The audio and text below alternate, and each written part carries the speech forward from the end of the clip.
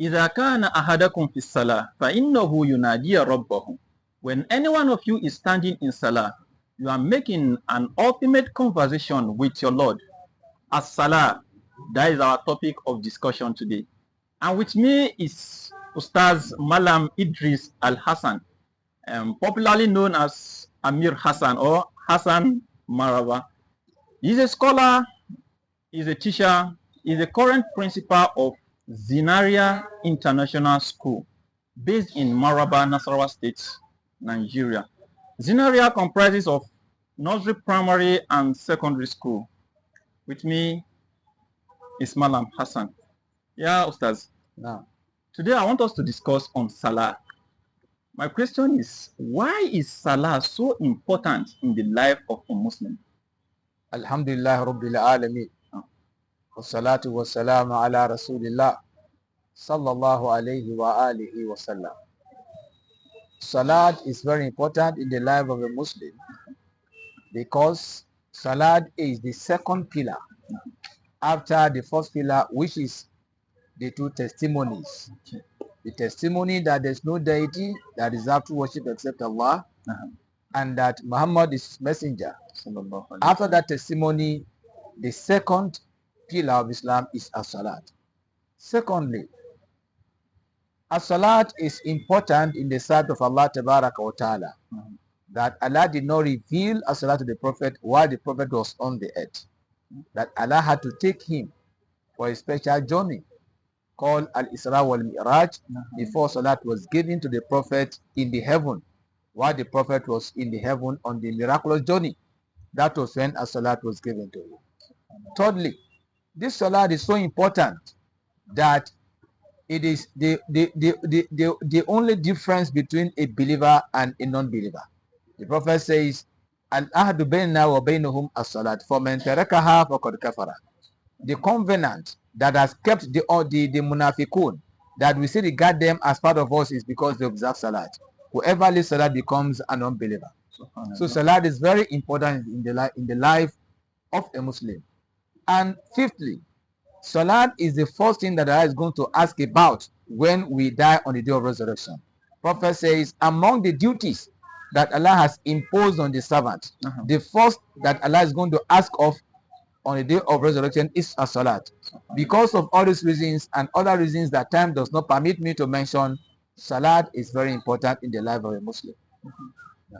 So my question now is, what is the punishment of anybody that does not observe this salah? One, if you don't observe salat, you are not a Muslim. Okay. Yes, you are not a Muslim. Yes, though some scholars say that somebody does not observe salat but believes it's compulsory, that person is still a Muslim. But the correct view is that if you are a Muslim and you don't pray, you are not a Muslim. When you die, it is not permissible for you to be buried like a Muslim.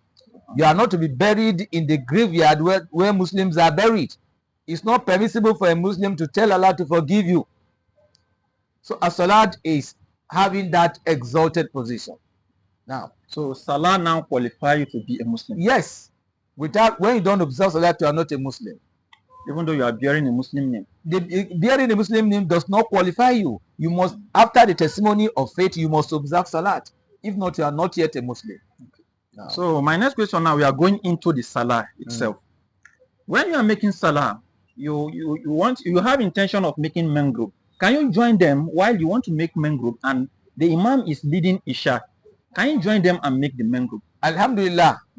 This question is one of the areas where scholars do not agree. Okay. There are some issues in Islam that scholars do not agree, and in those areas we are expected to be flexible. Okay. So in this area, some scholars are of the view that you can't follow an Imam who is leading Isha'i to observe Maghrib. Okay. And others are of the view that you can follow the Imam, you can follow him with your intention. Okay. But among these views, the correct view is that if an Imam is observing Isha and you have not observed Maghrib, you are permitted to take your own intention and follow that Imam and observe your Maghrib. And the evidence for this is the hadith of Mu'adh bin Jabal. Mu'adh bin Jabal will follow the Prophet to observe Isha'i, and we see come back home to lead his own people. While he's praying for his people, he'll be praying nafila. Okay. While his people will be praying compulsory salat. It means that irrespective of the salah somebody is offering, your intention is what Allah will look at. So if you are following an imam observing Isha'i and your intention is Maghrib, Allah will record that as Maghrib for you. And because Prophet says, innamal a'malu bin niyati. Now, so this also answers this question I want to ask. This other question is, what if someone is making nafil?